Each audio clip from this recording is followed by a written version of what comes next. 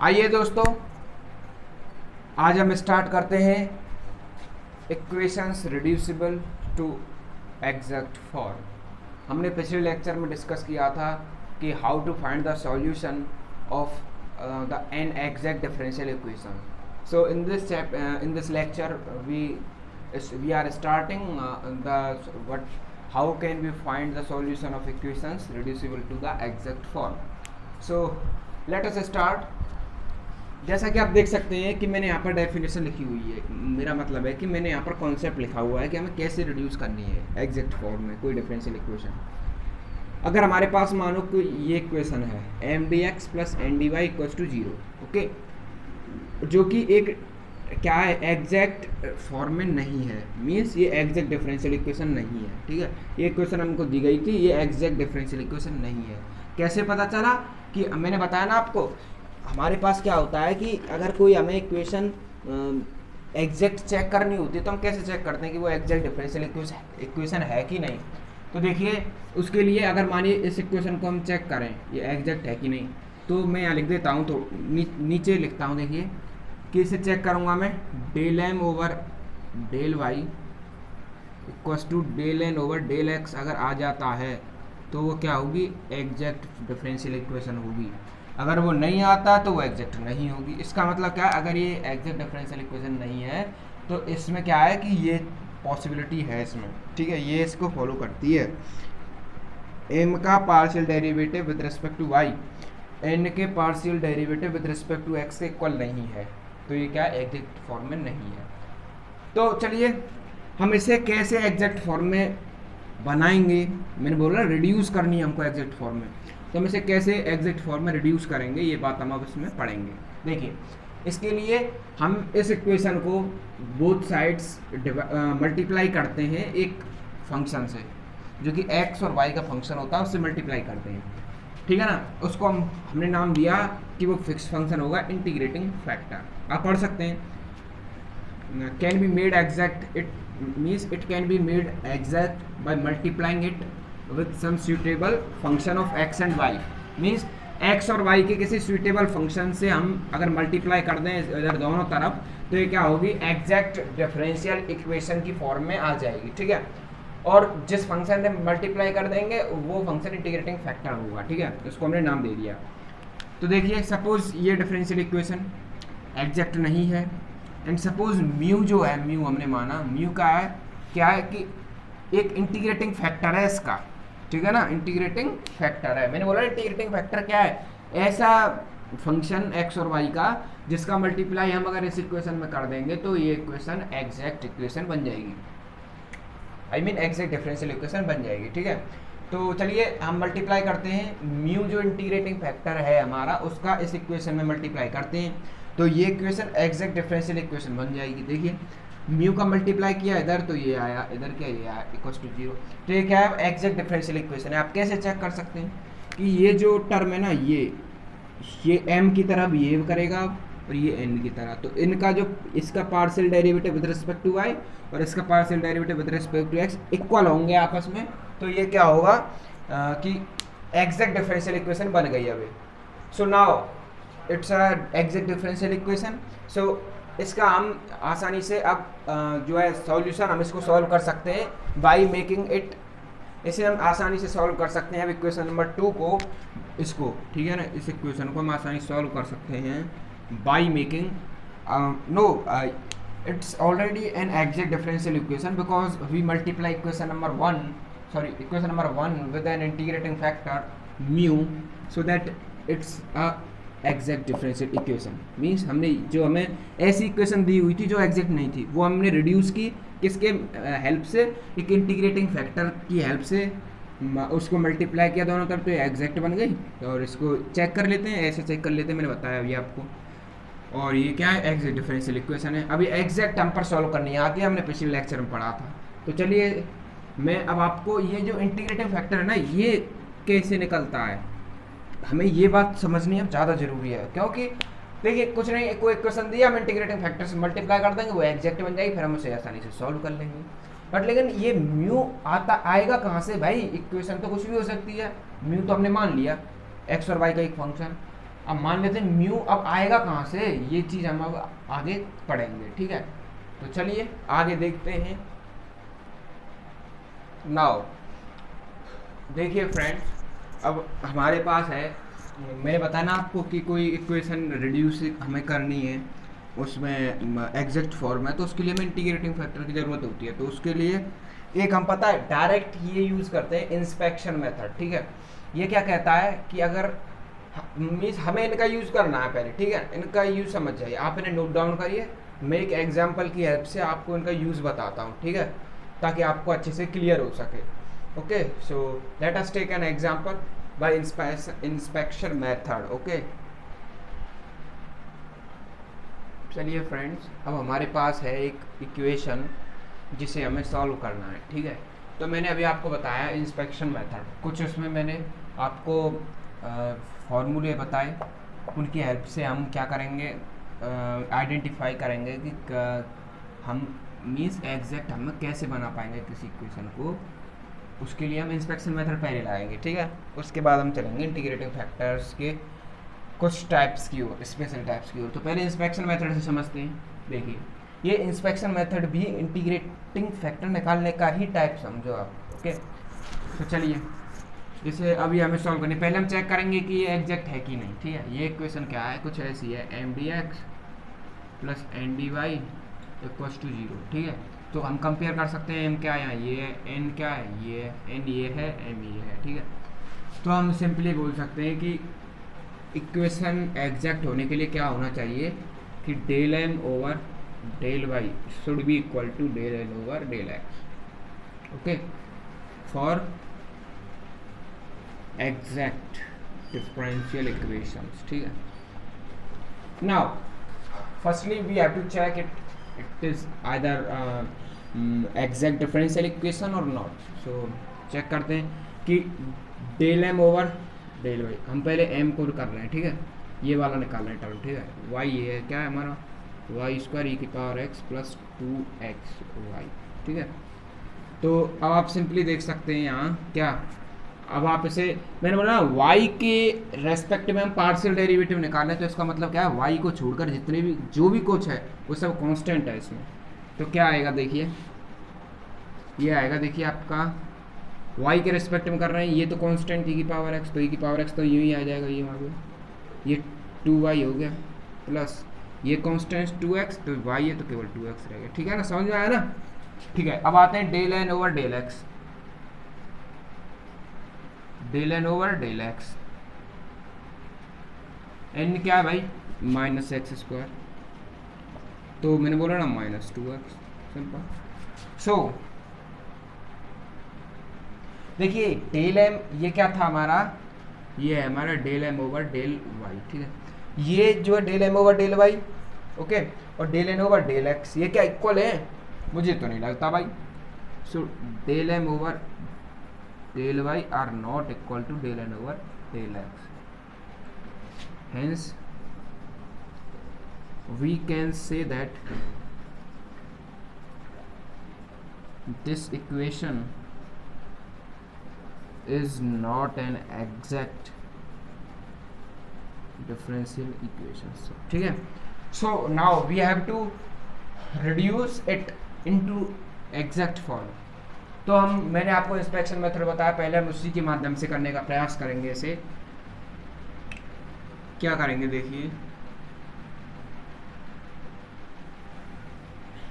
ठीक है ना, देखिए m है, ये हमारे पास n है।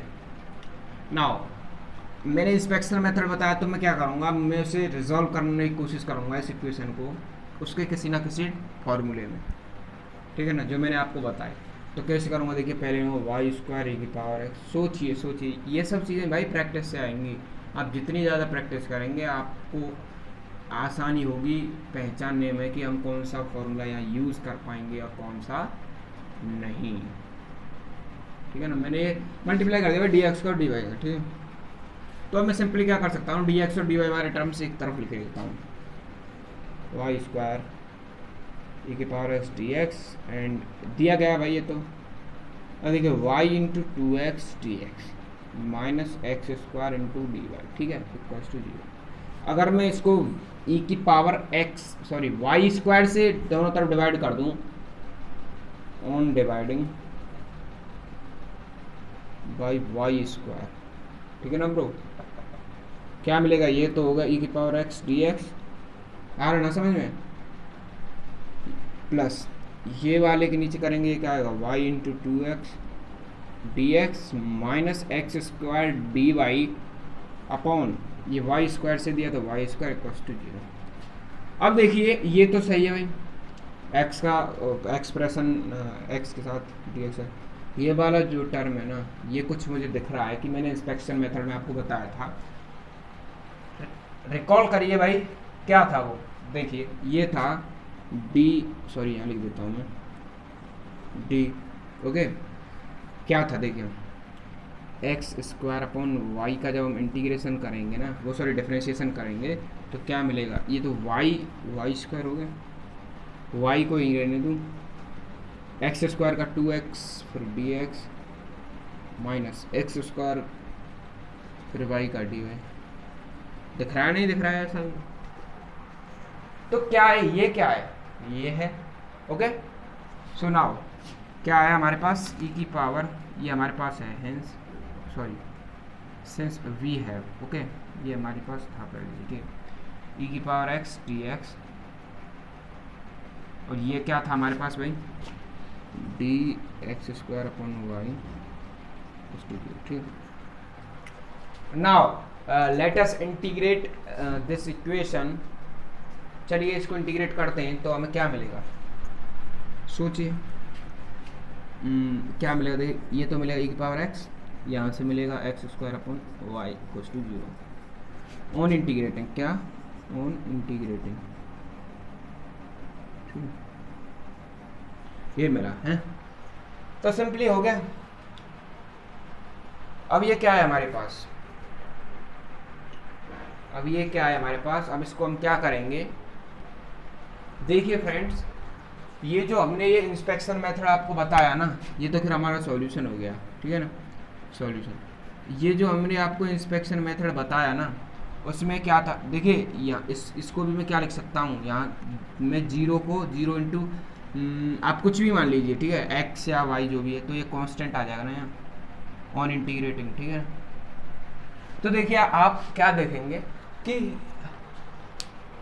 एग्जैक्ट डिफरेंशियल इक्वेशन को मैं हमको इसे बदलना था, ठीक है, लेकिन एक इंस्पेक्शन मेथड एक ऐसा मेथड है जिसमें हम बिना इंटीग्रेटिंग फैक्टर की हेल्प से इस दी गई इक्वेशन को, दी गई नॉन एग्जैक्ट डिफरेंशियल इक्वेशन को हम एग्जैक्ट डिफरेंशियल इक्वेशन में चेंज कर सकते हैं, ठीक है। ये था। अब another example I will take, okay, so let us note down it. चलिए फ्रेंड्स, अब हम स्पेशल इंटीग्रेटिंग फैक्टर निकालने के रूल्स पढ़ेंगे, जिससे कि हम उनकी हेल्प से, मैंने बताया ना आपको, कोई इक्वेशन है M D X plus N D Y, ठीक है, ये इक्वेशन जो है एग्जैक्ट नहीं है। अगर मैं कोई इंटीग्रेटिंग फैक्टर म्यू मान लूँ और दोनों तरफ म्यू से मल्टीप्लाई कर दूँ, तो ये इक्वेशन क्या बन जाएगी मेरी? एग्जैक्ट बन जाएगी। तो ये म्यू जो है मैं यहाँ से निकालूंगा, ठीक है, इनकी हेल्प से जो मैं रूल्स लिखे हैं। तो चलिए पहला रूल समझने का प्रयास करते हैं। अगर हमारे पास कोई इक्वेशन ये दी गई है, ठीक है, M D X plus N D Y equals to 0, ठीक है, यदि उसमें क्या है, हमको चेक करना होगा कि M X plus N Y अगर 0 के बराबर ना हो, ठीक है ना, ना हो, और वो इक्वेशन जो हो, जो दी गई हो, वो होमोजीनियस हो, होमोजीनियस आप समझते हैं, ओके, तो उसका इंटीग्रेटिंग फैक्टर क्या होगा? 1 upon M X plus N Y, ये होगा उसका integrating factor.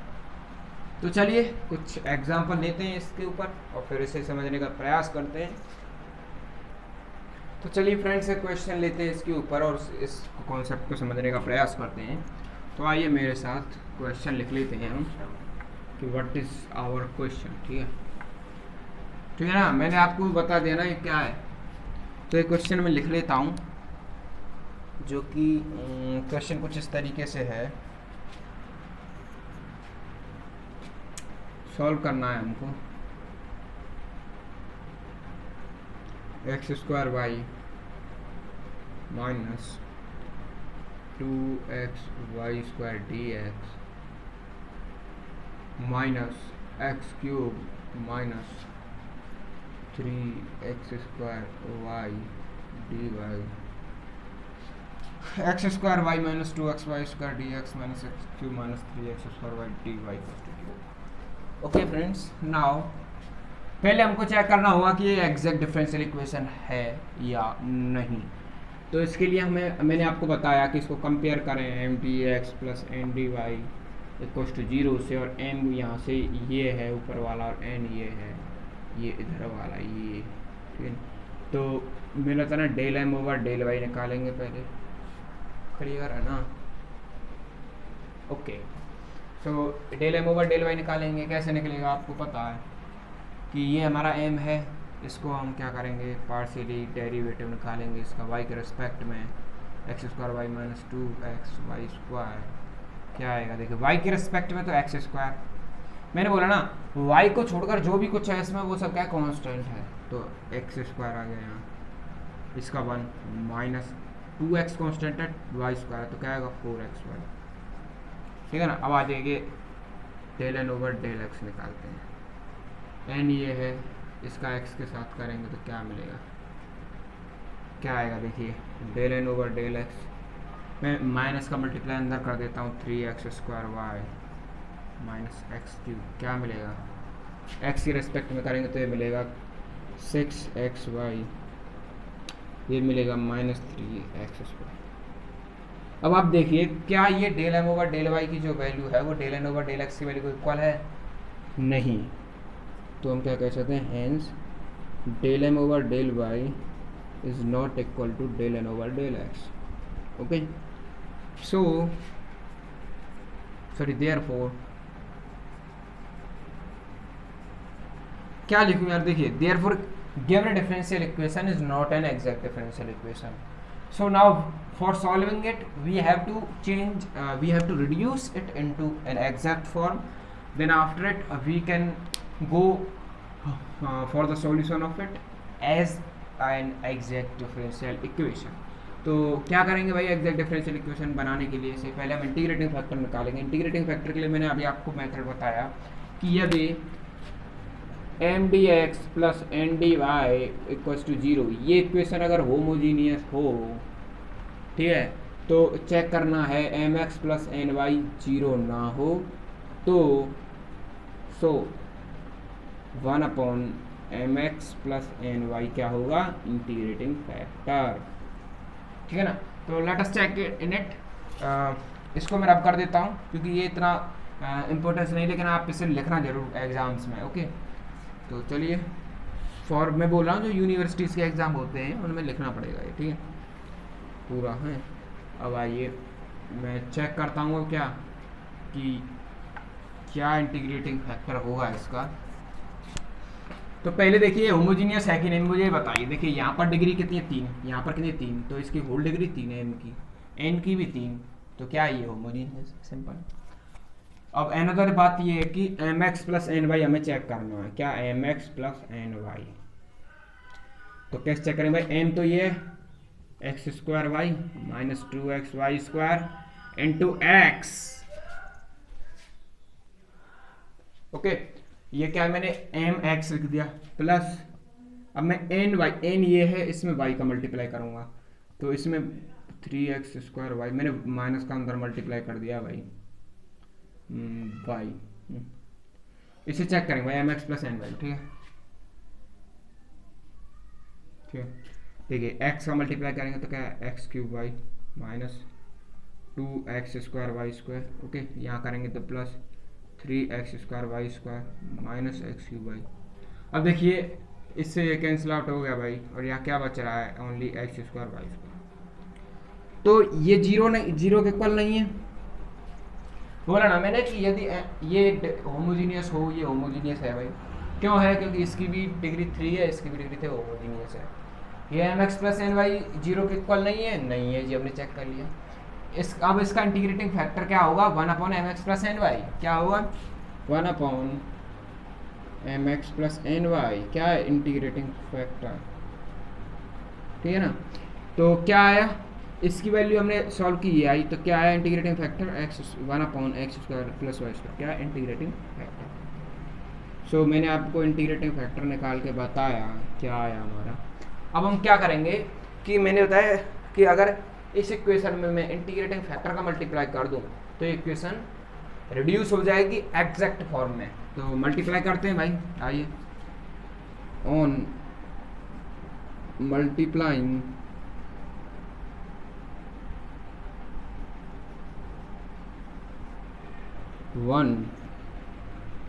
Equation 1 by integrating factor, तो क्या मिलेगा, इसको मल्टीप्लाई करेंगे इसके साथ, भाई करिए भाई।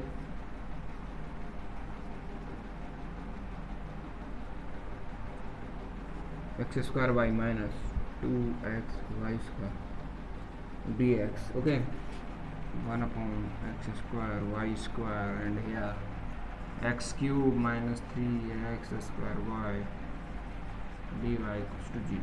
ठीक है, अब देखिए जनाब कि जब हम इसे सॉल्व करेंगे तो हमें क्या मिलेगा। यहाँ से मैं क्या कॉमन लूँ, एक्स वाई कॉमन ले लेता हूँ तो कट जाएगा, तो नीचे क्या बचेगा, देखिए सिंपल है भाई, कुछ नहीं है इसमें, देखिए 1/x बचेगा। चलिए कुछ नहीं, मैं इसमें अंदर ही मल्टीप्लाई कर देता हूँ, कुछ नहीं छोड़ो, इसमें सीधा अंदर मल्टीप्लाई करता हूँ तो यहाँ बचेगा 1/y माइनस, ओके माइनस ही चल रहा है, तो 2/x dx माइनस यहाँ गया तो क्या बचेगा, x³ के साथ करेंगे तो क्या बचेगा भाई, x/y² दिख रहा है ना, माइनस 3x² y/8, तो 3/y, तो ये, तो आप देखिए क्लियर दिख रहा है ना। हाँ यस, तो इसको मैंने किया ये, तो ये मिला मुझे, यहाँ से मैंने इसका मल्टीप्लाई अंदर कर दिया, इसका इसके अंदर करूँगा तो मुझे क्या मिलेगा, ये मिला। ठीक है, अब क्या है ये एक एग्जैक्ट, नाउ यहाँ पर हम चेक करेंगे कि अब ये पता है, अब मैंने इंटीग्रेटिव फैक्टर से इसको मल्टीप्लाई कर दिया तो एग्जैक्ट बन चुकी है।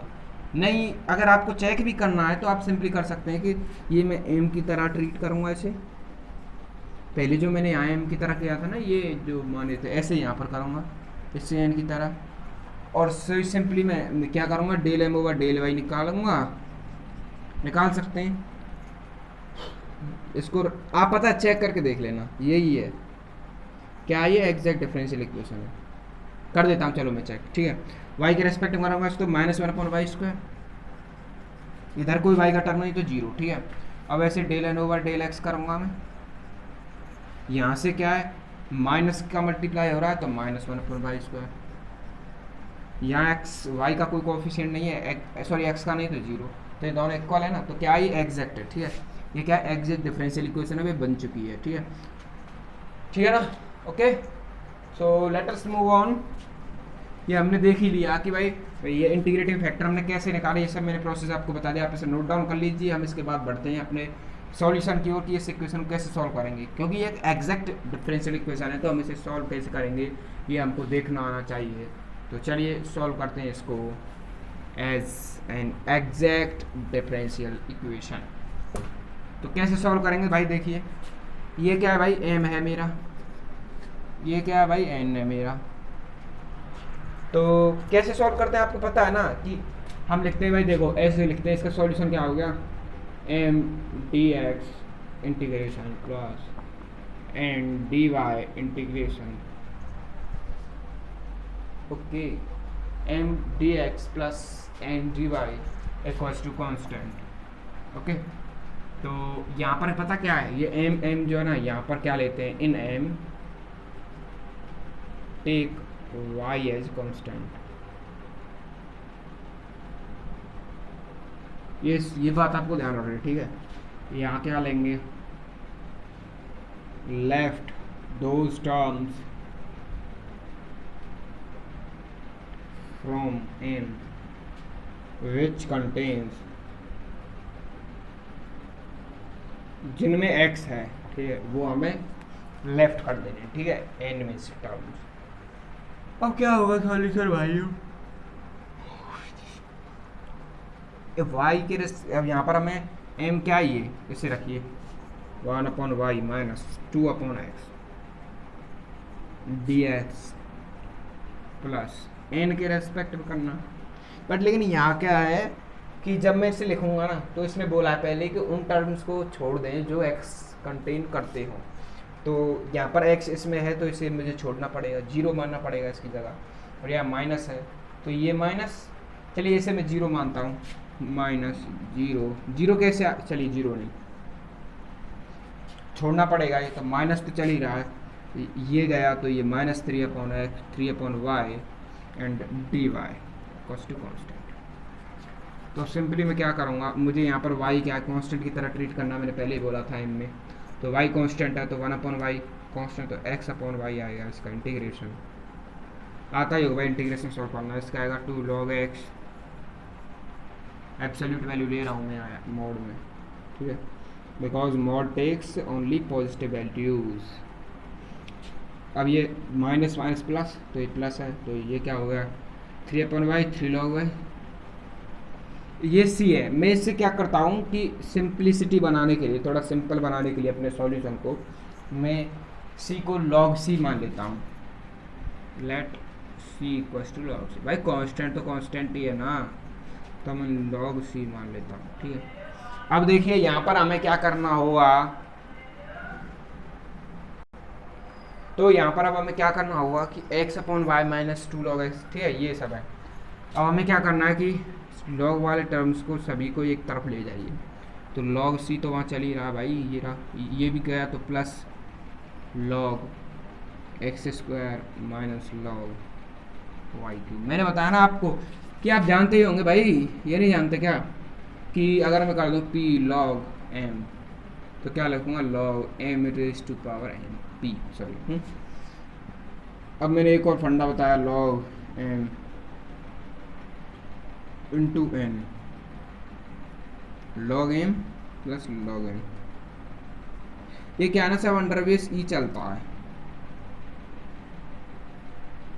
ठीक है, और ऐसे डिवाइड में चलेगा log m/n log m minus log n। तो क्या हो गया भाई, इसे मैं सिंपल जो है मैंने लिख लिया लैंग्वेज में। अब मैं इसे सॉल्व कर सकता हूँ कैसे भाई, देखिए कि x/y यहीं रहेगा, ये क्या log c plus log cx² तो log में ये आएगा cx² y3, ठीक है, ये आएगा।